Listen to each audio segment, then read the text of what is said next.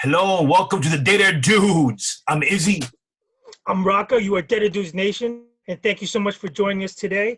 Not to mention, we have a lot of milestones that we have just touched upon. Many more.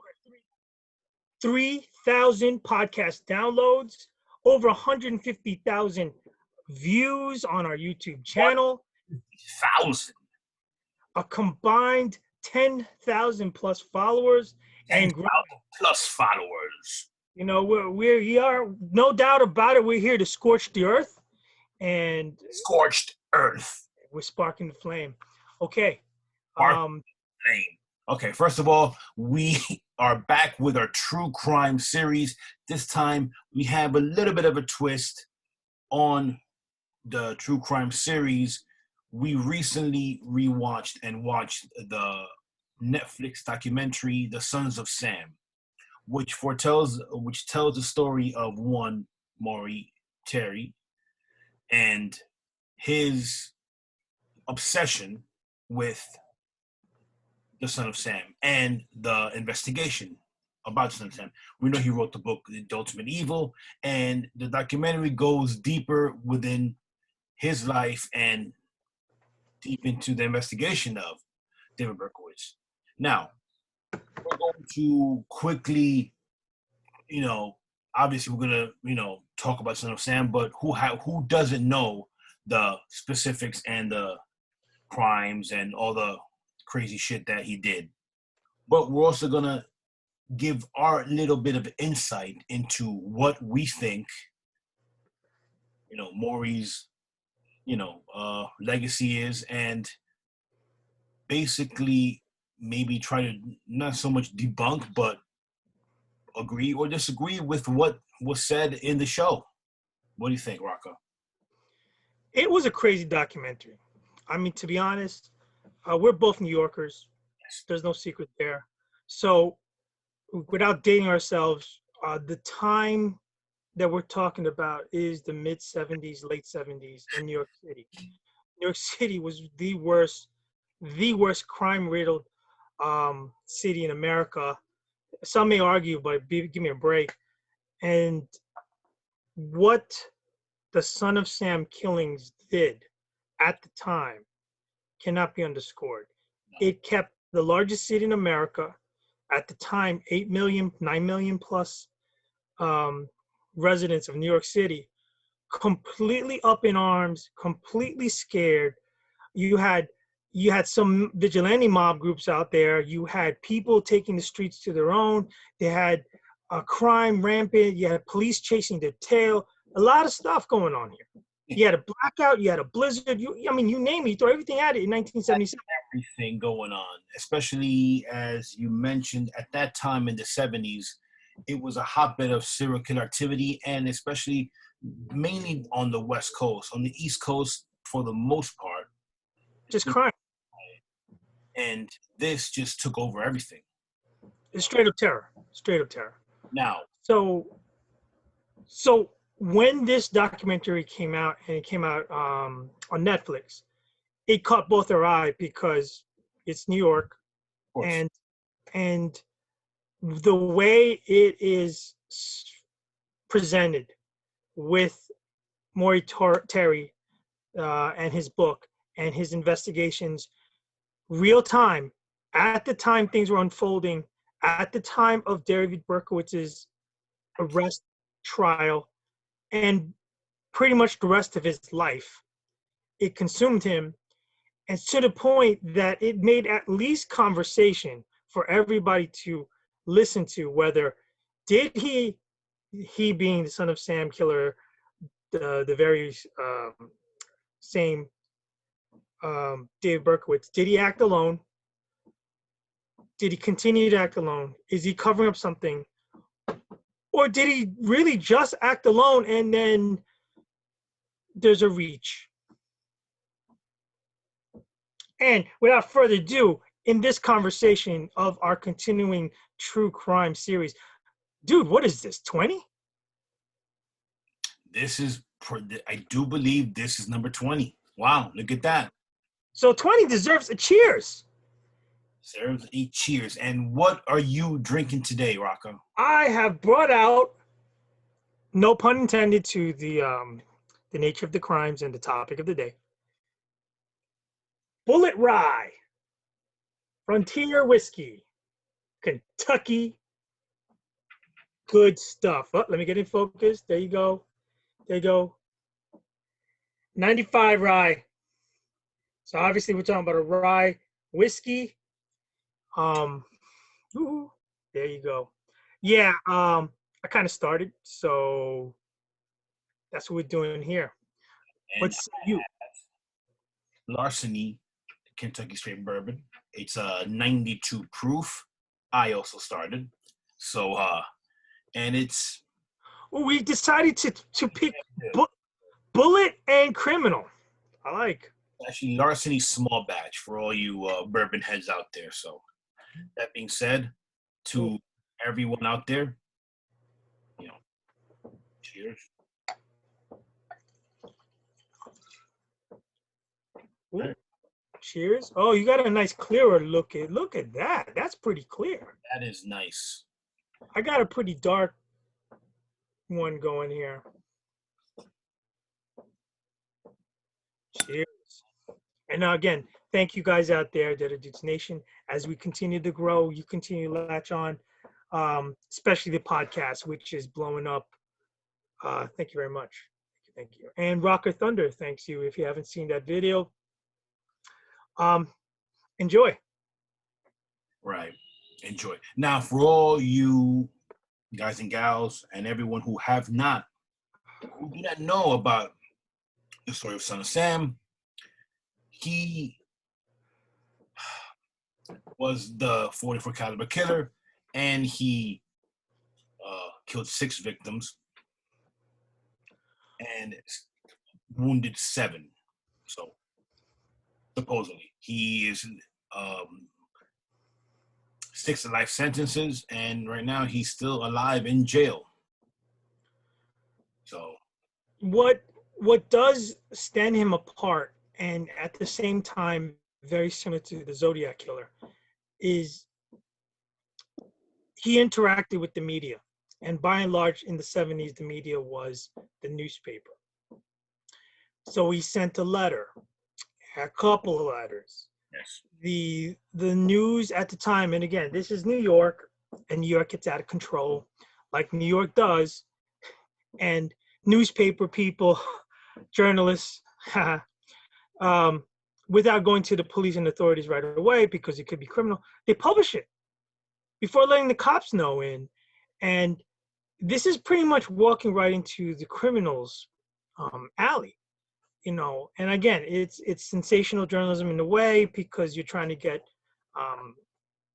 your name made, but at the same time you're putting at risk because you're not allowing proper police procedures to get whatever one up they could. Right. He sends you a letter to a newspaper, you're going to publish it, but you'd rather kind of investigate first every angle, maybe thing out of plan. So without going into any of that and how things were fumbled, we're talking about, again, this individual premise of Terry's whole feel, his whole book, everything. The fact that this is again, Terry.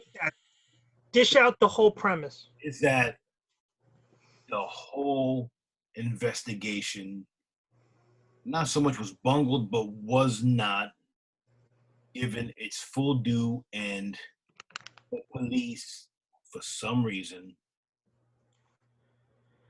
got the Son of Sam, got Berkowitz, and pinned every single murder on him. Now, in interviews with Berkowitz in prison, Terry, among others, he has admitted to some, but not all, of the shootings. There's been eyewitnesses that have placed him at the crime scene, but not the shooter. There are eyewitnesses that say that he wasn't even there. He was in the other area. There was even one supposed shooting that it was a woman not even a man, which leads to why Terry, or how Terry not decided, but as you guys can see in the series, he made a connection between a satanic cult and David Berkowitz. That it was this satanic cult that led son of Sam Berkowitz to commit these atrocious murders. But in fairness, the letters contained some satanic allusions. Of course, but there's also saying that there were at least two different writers of the letters. If you can tell, the letters are completely different than the other. Even the writing, even the one to Jimmy Breslin, he mentioned that it was someone actually very smart who wrote the letter to him, while the other one seemed a little more, brutal, elementary. Yeah, rudimentary. So that's a notch for the satanic conspiracy. Should we read the letters out, or should we, If you can read the first letter, I think the first letter, the one to Breslin, I think was very telling. One to Breslin goes as such. So bear with me. And here we go. I do believe this was on May 30th, 1977. Daily News columnist Jimmy Breslin received a handwritten letter from someone who claimed to be the .44 caliber killer, shooter for that matter. It was postmarked from somewhere in Englewood, New Jersey. Okay. And on the reverse of the envelope, nearly hand-printed in 4 precisely centered lines, were the words "blood and family, dash, darkness and death, dash, absolute depravity, dash, .44 caliber." And inside it read, "Hello from the gutters of New York City, or NYC, which are filled with dog manure, vomit, stale wine, urine, and blood. Hello from the sewers of NYC, which swallow up these delicacies when they are washed away by the sweeper trucks. Hello from the cracks in the sidewalks of NYC, and from the ants that dwell in these cracks and feed in the dried blood of the dead that has settled into the cracks. JB," meaning Jimmy Breslin, "I'm just dropping you a line to let you know that I appreciate your interest in those recent and horrendous .44 caliber killings. I also want to tell you that I read your column daily and I find it quite informative. Tell me, Jim, what will you have for July 29th? You can't forget about me if you like. No, you can forget about me if you like, because I don't care for publicity. However, you must not forget Donna Lauria, and you cannot let the people forget her either. She was a very, very sweet girl, but Tham's a thirsty lad, and he won't let me stop killing until he gets his fill of blood. Mr. Breslin, sir, don't think that because you haven't heard from me in a while that I went to sleep. No, rather I am still here, like a spirit roaming the night, thirsty, hungry, seldom stopping to rest, anxious to please Sam. I love my work. Now, the void has been filled. Perhaps we shall meet face to face someday, or perhaps I will be blown away by cops with smoking 38s. Whatever, if I shall be fortunate enough to meet you, I will tell you all about Sam if you like, and I will introduce you to him. His name is Sam the Terrible. Not knowing what the future holds, I shall say farewell, and I will see you at the next job. Or should I say, you will see my handiwork at the next job. Remember, Ms. Lauria, thank you. In their blood from the gutter, Sam's creation, .44 caliber, here are some names to help you along. Forward them to the inspector for use by the NCIC. The Duke of Death, the Wicked King Wicker, the 22 Disciples of Hell, John Wheaties, rapist and suffocator of young girls. P.S. Please inform all the detectives working the slaying to remain. P.S. JB, please inform all the detectives working the case that I wish them the best of luck. Keep them digging. Drive on. Think positive. Get off your butts. Knock on coffins, etc. Upon my capture, I promise to buy all the guys working the case a new pair of shoes if I can get up the money. Son of Sam. Well, that definitely is a handful, a mouthful, a fistful, a whole paperful. It's not at all put together like, ha, ha, I kill, you can't catch me, nah, nah, nah, nah, nah. Not like the Zodiac, where the Zodiac, he was pretty much giving a big old FU to the powers that be. This was. So, am I correct to extrapolate, if you will, that this was not a game? No. Zodiac was more of a game. This was, I want to set the record straight. I want my actions to be not misconstrued. I want you to know you will feel my wrath. You will see my work, blah, blah, blah, blah, blah. I want you to know that I am here. I know who I am. I know that you know who I am. And if you don't know,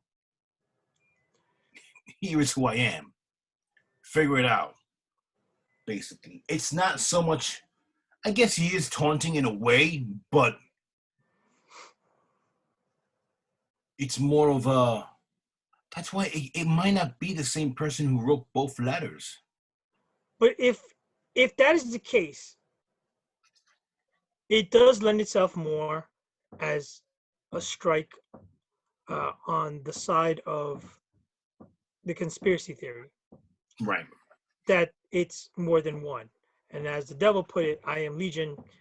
The devil never really acts alone. There are minions, followers, pawns. There's a whole collective network. Now, I understand there are victims. Some of these victims, at this point, the families, victims, if you'll never know who the killer is, at least there's a face to it, a name to it. Berkowitz took the fall for it, whether did or didn't. Well, it's done deal in the eyes of the police.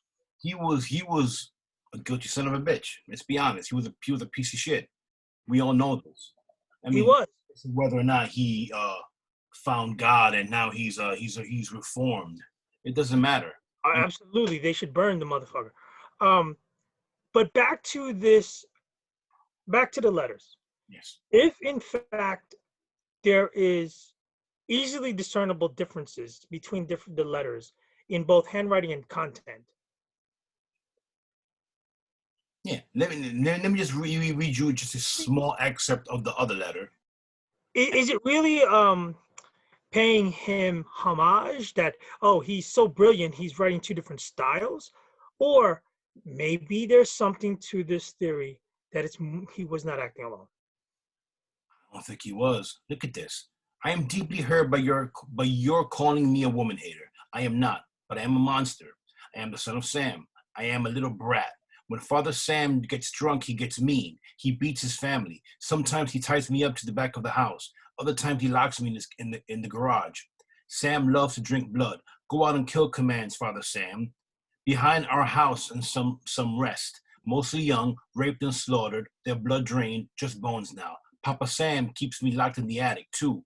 I can't get out, but I look out the attic window and watch the world go by. I feel like an outsider. I'm on a different wavelength than everybody else, programmed to kill. However, to stop me, you must kill me. Attention all police, shoot me first, shoot to kill, or else. Now that's just the beginning of the letter. He goes on, continues, and the tone is completely different from the Brethren letter. The tone is anger. Exactly. The tone is, I'm being misjudged. I'm being portrayed poorly. I am not who you say. But bouncing back to the first letter, there is the name that kind of started the whole cascade of investigation. So yeah, the 22 Disciples of Hell, which is what started Terry on his whole shebang bang, and how you have the connections of John Wheaties. If you guys saw the documentary, we're not going to get into the whole minutia of it. But quickly, John Wheaties is who? It being John Carr. And John Carr is a neighbor. John Carr is a neighbor. Matter of fact, John Carr is the son of Sam Carr, and Sam had a dog. who they say the dog is, or at least Berkowitz said that the dog was giving him, was telling Right. these people. Now, within the letters, the son of Sam is supposedly John Carr, or well, he had a brother, so it's one. Now John Carr, which is here is where Terry started the whole thing. John Carr was in a cult, quote unquote, called the Process Church. Now, that was an off. There was two geez, I can look up the names of the people who created it, but they started out in Scientology, left that, and began the Process Church. Now, from the Process Church, that they brought it here to the U.S. from England, and that's how the whole thing processed. And The Process Church of the Final Judgment. there you go. The process, Who has claimed no relation thus far? Nothing can be pinned. The tentacles that he attached. Well, let's just start with the line that he draws to Wheaties' Carr. That gets a little weird. I mean, it gets. Because of their death. Yeah. Let me give you an example. All right. Let's say you buy a Dodge Caravan, okay? And normally you don't see Dodge Caravans in the street. It's the car of choice for rental. Well, I mean, all of a sudden you start, after you purchase the Caravan, you start noticing there's caravans everywhere. But before, you never saw the Caravan for whatever reason. This is exactly what I believe happened to Terry. He started seeing satanic freaking things in his cereal. Okay, to the point where, again, I keep referencing the show. There's a sign where, like, I guess a signature that the son of Sam used in the Breslin letter, that it was a combination of a satanic thing. And early on, well, supposedly he discovered that the names backward were, it was just, you're reaching at straws, and if you want to see certain things, okay, I'll see them. I get that, but one of the brothers was discovered somewhere in Dakota, and I think it's in proximity within 6 months or so of Berkowitz's arrest or something. He was murdered. Yes, he was. He was killed with a shotgun. And this ties into a couple of things, which it becomes more highly suspect and highly credible that there's some involvement. No. I understand what you're saying about, you believe what you want to see and you start seeing things because you believe a certain way. But across the way from in between the path of David Berkowitz's apartment building and the Wheaties residence, there's, I forgot the name, but there's like a back dirt moat pathway that leads to some abandoned building. Unto Meyer Park. That is where supposedly the whole satanic cult was, they hung out there, and that's where they. And the thing was, there was a satanic cult. They did kill German shepherds, and there was, because imagine at that time, this was just smack dab in the middle of satanic panic. I mean, everyone was so afraid of the devil and so afraid of everything that was going on. They mutilated the dog in a certain way with the ears or something. Well, yeah, they flayed the ears, and But what I did find convincing, and I have to use the word convincing, is that when you interviewed the police in the Dakotas, in the area where was it John Wheaties was killed? Is that John or one of the Wheaties? In the area was killed, they found dogs mutilated in almost the exact same fashion. Right. That's a little highly uncoincidental, don't you think? See, but okay. Let's assume, yes, he was part of a cult. Let's assume there was Satanists or whatever. To what end was their point? To what end would the Process Church even give a shit to do something in the middle of New York in the 70s? Well, hold on. I think it's a reach for the Process Church, but I don't think it's a reach that Berkowitz, the Carrs, and others in the circle that we may not know or ever will know were involved in satanic stuff. No, I mean, hey, look, Why peg it to one church? Why can't you just say they were into this crazy, nasty stuff? no, I agree. I don't think the Process Church had anything to do with it. I think it's a mere coincidence that Michael Carr was a core member of the church, and it's just a mere coincidence that That he was fucked up into crazy shit. yeah, maybe they got ideas from said church, but don't you think if that had happened, they would have already sued Terry when he was alive? Because they had sued someone else. I have it in my notes already, and they had, sued someone else off of another book. Geez, off of another investigator. I have it somewhere, but they had No, sued. just saying. So one of the major issues with Terry's work is that he's trying to do this monster masterpiece, ingenious FBI spiderweb, right? To connect all these lines. And I do agree in the sense there's a lot of reach involved. If you watch the entire documentary, and more so as Izzy did, if you read the book, it's like A, thus B, thus C, and I'm going to connect it to Z. And that's where I have issue with, and I believe you do too, where I can see one or two dots, but when he finally makes his conclusion to the final dot, you lose me. No, I mean, Because going back to the eyewitness accounts, there were multiple eyewitness accounts of different descriptions well, of people fleeing. look, we have sorry to cut you off.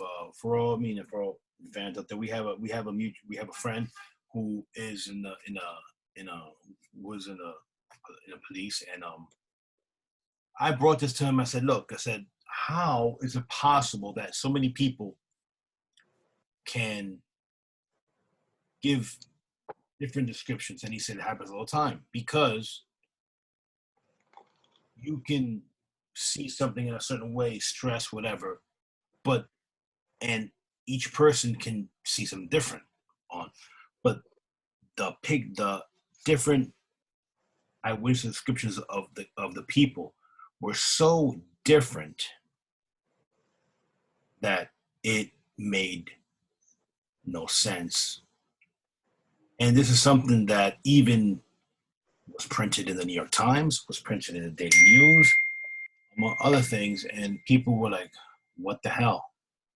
And it was glazed over as soon as they caught the son of Sam. And I agree. There's another component to this, and I believe our law enforcement mutual friend would say the same. Is that Obviously you guys can't see this in the podcast, but just look at some of the sketches? look at the sketches. They make no sense. They're completely different. Right. Well, the other problem is they say, "Oh, who was seen during the scene of the crime, whatever." First of all, these murders took place midnight past 1 a.m., 2 a.m. in the morning. Except for one, which is a huge discrepancy within the whole thing. One actually happened at 7:40 at night. Right. But going back to the witness accounts, so somebody's running. You heard gunshots. Duh. Yeah. Who's to say that's the killer? I heard gunshots. I'm booking hauling ass myself. And then somebody's going to say, oh, somebody dressed like Rocca with this description was seen running from the crime. Hell yeah. The son of Sam is out there and I heard shots. Now, again, a little tidbit, not a big deal, but the 44 caliber killer, he referred to himself because he's killing. Then the police leak some stupid information that they shouldn't. And again, you can all nitpick about different things that went awry. And then the Son of Sam killers got wise to the game and started to use a different gun. Hence, the 45 caliber killer was not used anymore, and it's just Son of Sam because he used, I believe, a rifle or shotgun or one of those thereafter. Say But again. still a gun. Now you brought up something interesting. So go to the discrepancies, sir. Well, according to Berkowitz, he only committed 2 of the crimes. This is after he admitted to 2. He admitted to being there at most of the shootings, but he actually admitted. This is after the fact in interviews. He was there on the first attack, and he had accomplices. Okay, according to him, and this is again, I'm not making shit up. This is, you can look this up, and this is according to, good old Son of Sam himself. He had 2 accomplices, and Michael Carr was the driver of the light yellow car seen cruising the neighborhood earlier in the evening. And the first attack, which, I mean, are we going to get into the names and everybody, or should we, avoid? We could just go Victim X. Yeah. So, and the second attack, where, sources say that the NYPD claimed it was Berkowitz. Berkowitz claimed that it was a woman. Now, there's been proof by NYPD Detective Quirk, in the ballistics, said that no man could have shot,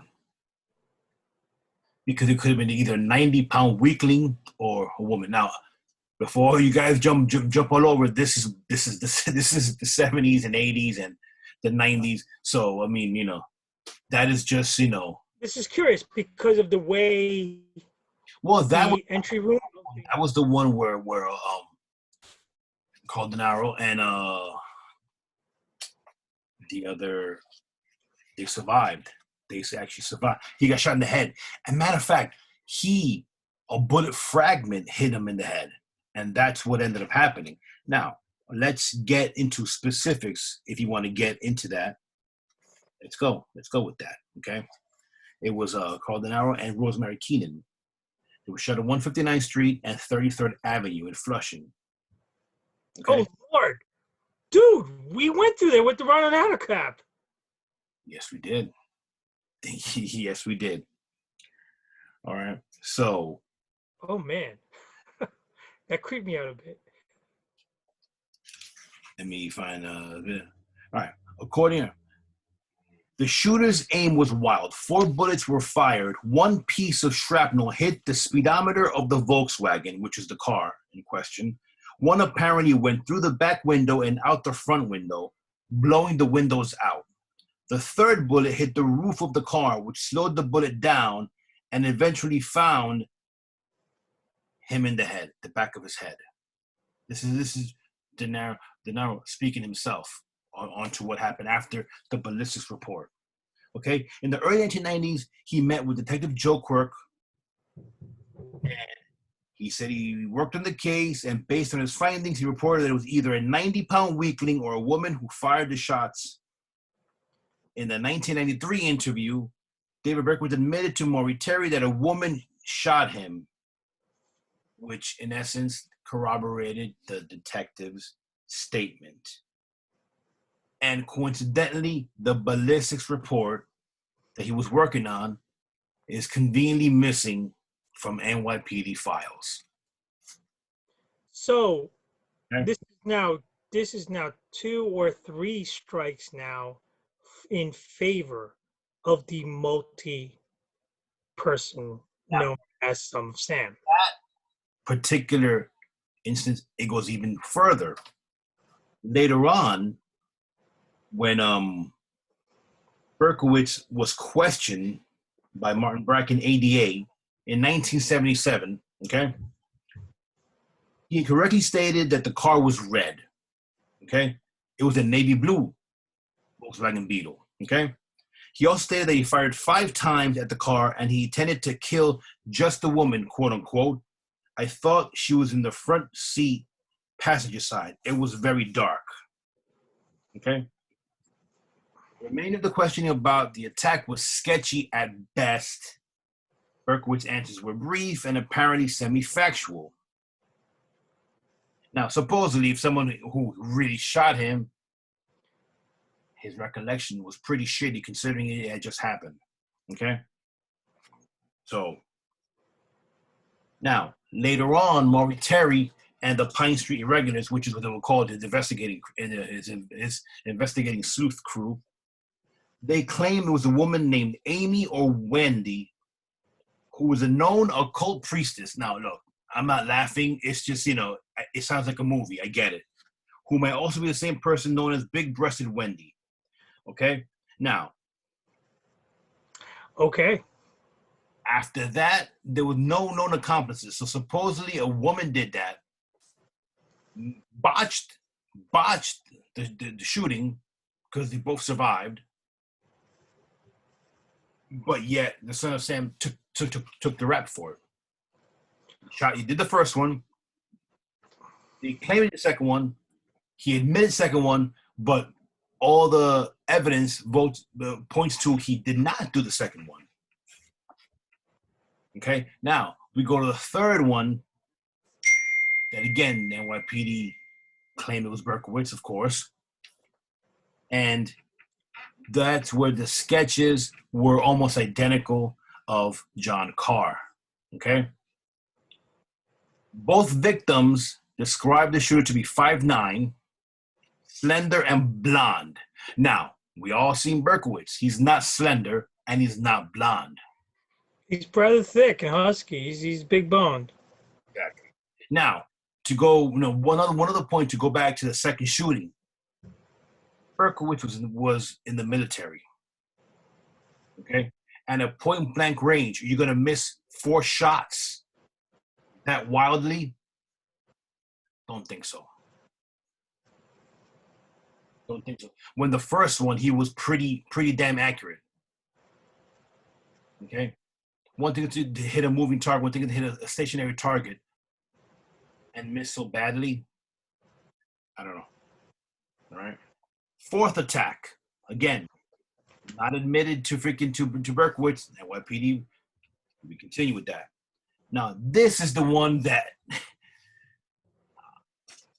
I don't remember it being mentioned in the Netflix series, but now Maury Terry mentioned that the shooter in this, he believed there was someone called Bill Menser, who he called AKA Manson number 2. He was basically like a hired gun or a hired hitman, and he supposedly did the shooting for the fourth attack. Okay. Now this guy is currently he's in prison for the murder of Roy Radin, which, if you remember that name, has to do with supposedly the guy who was making movies and he filmed the movie about the supposed killing in the park toward.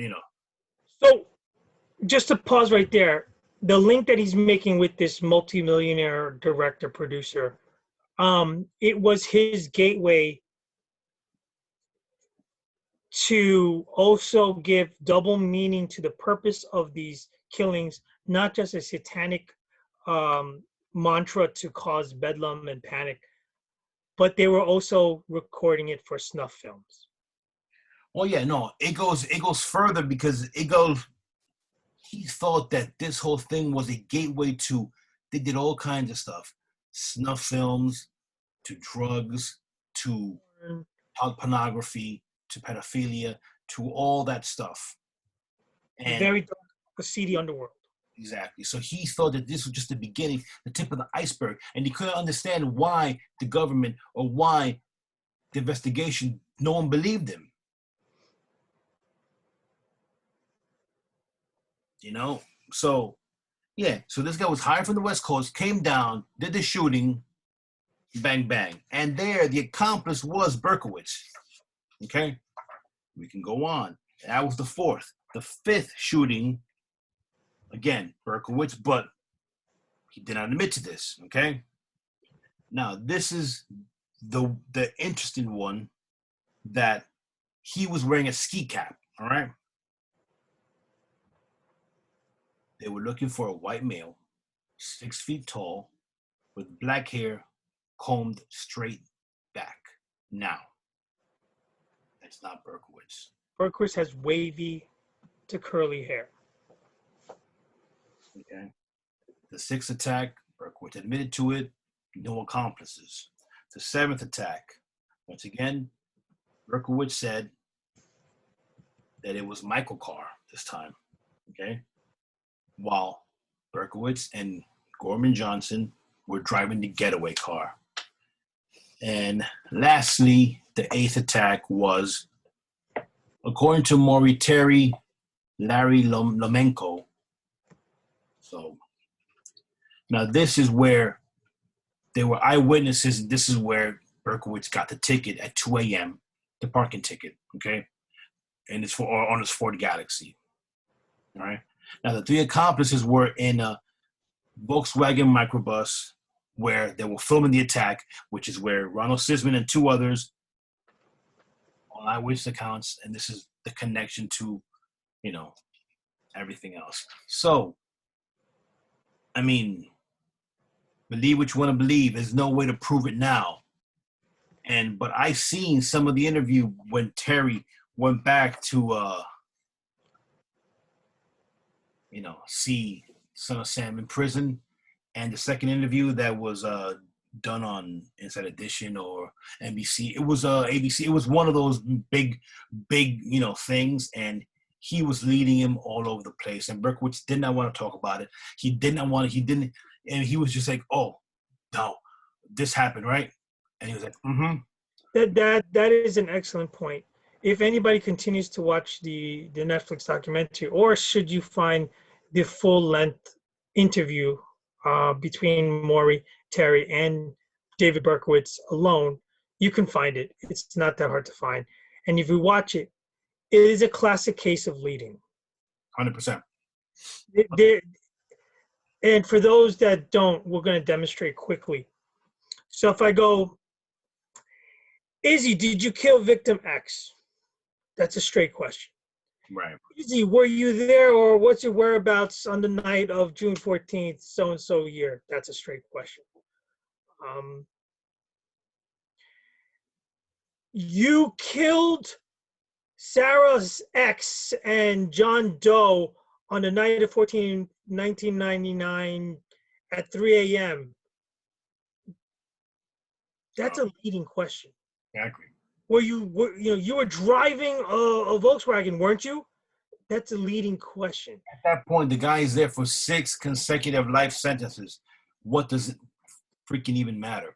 At that point, if it's true that he has found religion and is, born again and all that good stuff. Now, what is the whole thing? That for most journalists and a whole bunch of lawyers, as again, one of our resident family of the Dead Air Dudes would tell us, leading a witness and asking a straight question, two different things. But as it pertains to media, leading, you're couching a conversation in such a way where, yes, you're painting a picture that's skewed towards your end goal, not a straight up factual finding argument. That is a strike against the whole Terry conspiracy theory and everything. You're right. He has nothing to lose. He's in there for life. He did X, Y, and Z. He'll say yes to anything. It doesn't matter to a person in his position. If I could just spend a few minutes on an offshoot about the Church of Satan. Go for it. And so what we've uncovered is in the 70s, late 60s and the 70s, the two main churches at the time that claimed the name is the Church of Satan and the Satanic Temple. Okay. And it was founded in 1966. And predominantly, these institutions recognize Satan as a symbol more than an actual deity.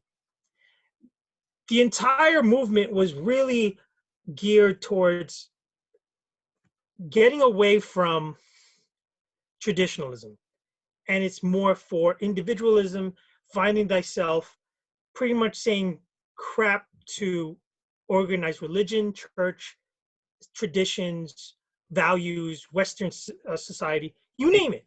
It's or at least it began as a form of atheism to Right. And it was not the tenets that are held. I am not a Church of Satan. We are not promoting them, but for clarity purposes, they do not believe in mutilating and harming and sacrificing animals or people. They do not believe in taking illicit drugs, to mind-altering drugs. Your children, they do not. They don't believe in that stuff. No, and if we go into the offshoot, which may or may not be related to the Church of Satan, but the Process Church is basically more close to Scientology, yeah, than it is towards underground belief, an organized belief system in the deity or the being known as Satan, the cast out angel.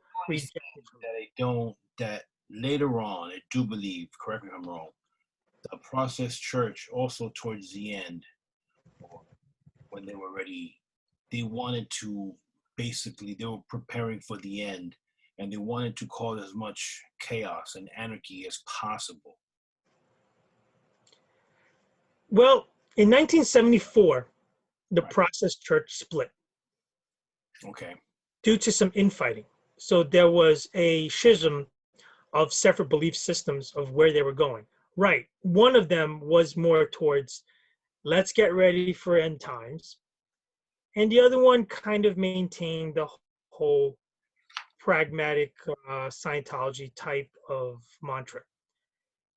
Both may have had people branch off and form other groups, or like the really big reach of relating this to Charles Manson and his minions.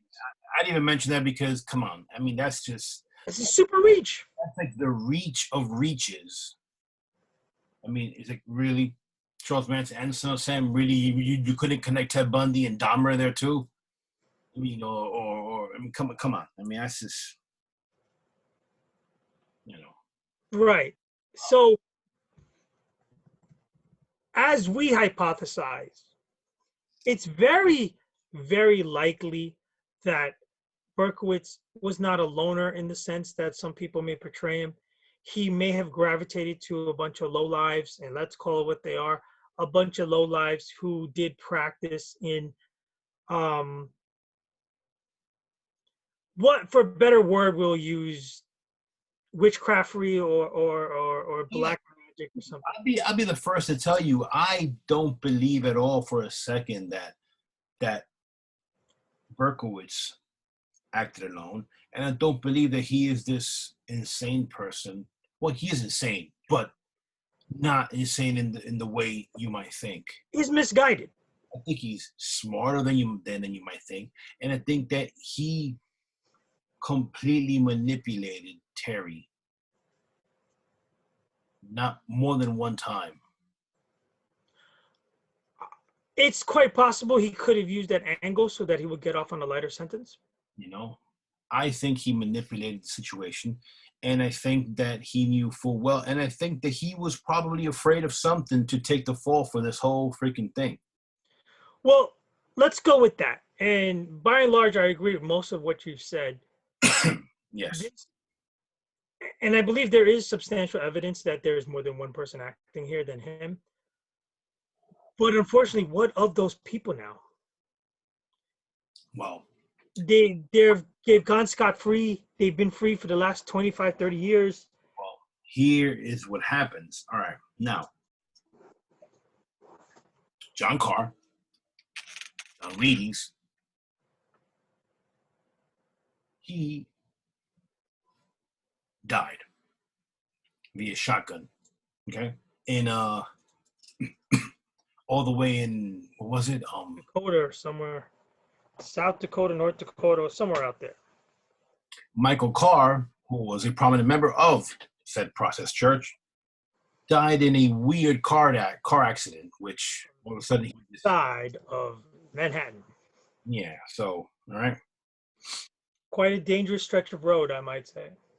Now, if you remember, there was which I'm not even sure is connected. That it was just something, the security guard who in the Netflix documentary at the end committed suicide after they discovered that he actually did mutilate and kill that young woman in California on the West Coast.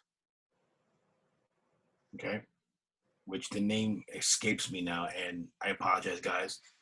But everyone who's been attached, even so-called members of the 22 Disciples of Hell, like Billy the Artist, who witnessed satanic rituals in Untermeyer Park and was a pivotal and key eyewitness and, let's call it, snitch for Terry and the investigation. Another one, Brother John, who also, he's deceased as well. You have what a coincidence! They all died in freaking these crazy. The high priestess, who might have shot the second shooting, she also died. Susan Conway, she was the wasted from the drugs priestess. She died. I mean, we can go on and on and on and on of all these people who were connected to the 22 disciples of hell, and they all met their untimely doom. Coincidence? Probably. But it makes for interesting freaking stuff, man.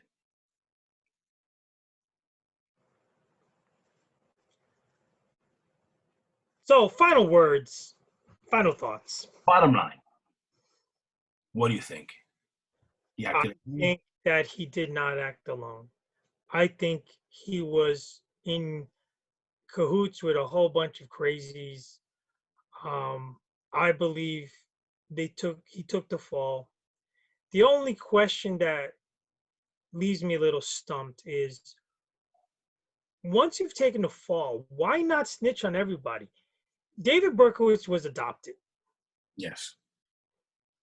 His He said that those individuals out there threatened to kill his adopted parents. Yes.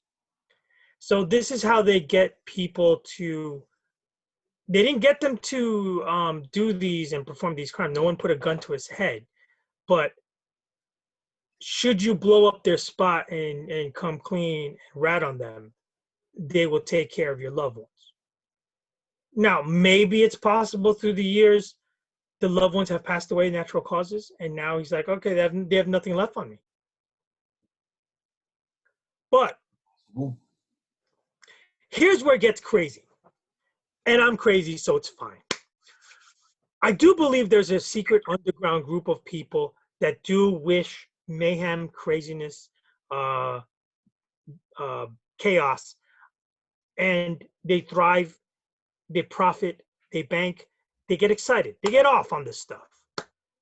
Is this one of them? Possible, highly improbable. I think the network of underground people that do run this hideous, dark world are smarter than that. And I believe it's not just straight up random killings, although it's possible. I think these people have their hands in everything seedy and bad, like drug trade, human traffic trade, prostitution, not just pornography. I'm talking about like dark pornography, criminal, immoral stuff. I can't say it's highly possible with Terry's investigation. I believe they do exist. I think there are bad organizations that do exist, but they're so much ahead of the game. This is peanuts to them. Exactly. It's nonsensical to think that these organizations would go out For and this, just potentially lose so much revenue and so much stuff for just committing outlandish murder for the sake of it. And I mean, not even that. I mean, not even planned or methodical stuff, just random acts of violence. yeah. And the other half of it is these organizations. Oh God, they're gonna come after me now. These organizations, they have their hands in so deep that should something like this be an outlier and gets blown up, they have ways of taking care of it. So it's quiet. Of course. So something like this, Some, of course, will say, oh, maybe they have their hands in the law enforcement. absolutely. That's why they said, you know what? This guy looks crazy enough. Let this guy take the fall for everything. He will not complain about it. Exactly. So I feel it's a tragic end to Terry. Is that what you believe? That happened? That Berkowitz was the scapegoat? I believe that once he was taken as a scapegoat, then they moved on to other things. So you're saying he was used and he was made to do this, and then he was left to his own devices, and that's it? It's possible. Because if you see his mannerisms and how he conducts himself, he speaks very limited. It's as though somebody in the room has an invisible gun to his head. He's quiet. He says, I did this, and that. Then he has this interview. And it's only, what, decades later? You're talking about these things happened in 77, 93, 98, 2000. Then he grants an interview. All of a sudden, after 20 years, 15 years, he gains a conscience and he says, oh, you know what? Let me come clean.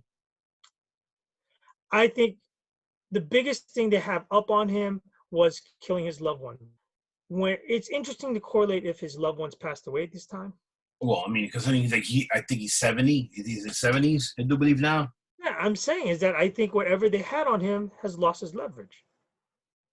Now, he might get to a point where, mind you, no matter what, if there's leverage or not leverage, he did still kill. Of course. He did still murder. So he's coming out. He's saying X, he's saying Y, he's saying this person, but at some point, it doesn't really matter to him. Oh, I killed 20 people, I killed 2. I still killed. I still ruined people's lives. I still ended other innocent people's lives. The truth, I think, doesn't matter so much to be said. Truth shall set you free. For him, I don't know if it does. So then why admit to only 2 of the 8 shootings? I think I'm saying devil's advocate here. I mean, hey, I'm just saying. If it's a chess game and it's being played out through the media, like Terry is the media, then maybe it's a chess move. All right, you're blackmailing me and my loved ones. I'm going to only fess up to 2. So I'm indirectly saying, wasn't me. Wasn't just me. I can't name names, but I'm not taking the fall for everything. But you are. For 700 years. Did. Now, again, those in the police and criminal world might crucify my ass, but I don't see it's beyond for somebody to knock on the door and say, he's taking the fall, close the case. I mean, look, that's super sinister and super possible. I mean, look, I wouldn't trust anything. I don't trust people. People suck. I trust dogs. Which is why I don't even trust cats. No offense to anyone who has cats. I say it's possible. I say it's highly possible. Some of the evidence is eyebrow raising, is food for thought. If anybody's out there, I don't have it. It's not on our website. We don't promote it, but it's out there, easy accessible. Watch the interviews. Watch the Netflix documentary. Read the book, search it up. You guys can see, you guys can notice, you know that the preponderance of evidence, the amount of evidence against, and the amount of proof that shows that if he did not do this, he definitely did not act alone. It's insurmountable, of course. He would have to be some world-class genius, and then for him to be taken down by a parking ticket, that's not genius. I mean, just even when he got, even the last shooting, when he got the ticket, supposedly when he got the ticket, the murder happened freaking, I think it was, what, driving was like 15 minutes away. So then how could he be in two places at one time? You have eyewitnesses that saw him get the ticket. You know? So, well, just like the other murder in Brooklyn, where the couple, where they 4 different eyewitnesses, 4 different people running away, and then where the car was, right? They timed it from where the car was and where the murder was. Yeah, exactly what you just said. yeah. So And, listen, you guys decide for yourselves. the shooting that happened at 7:40 at night in Forest Hills, it was a guy who was over, not to repeat myself, but it was a clean-shaven guy who was either 16 to 17 years old with a ski hat on, and he bumped into a guy and said, "Oh Jesus!" In which later on, Berkowitz said he didn't even admit that he said, "Oh Jesus." He said something else, and but we can do this all night and just pick and choose and everything and redo all the murders, all the shootings and everything, and just pick and choose everything. I think Terry was so obsessed with the case that he let it overtake his life to the point where he wanted everything to fit so well within that story, that whole thing he had set up already, that some of it did not fit, and even though it's impossible to get everything to fit, but the whole premise, I think, was effective. he was, and hey, rest in peace, hey, dude, you were right. It wasn't all him. No, But he brought attention to the wrong tree. He brought attention to this. If anything is evident out there for you guys out there, this is the part of the public service announcement that we do in Dead Air Dudes. Please be wary, especially young people at a delicate age, is people who are angry, repressed, chip on the shoulder victims.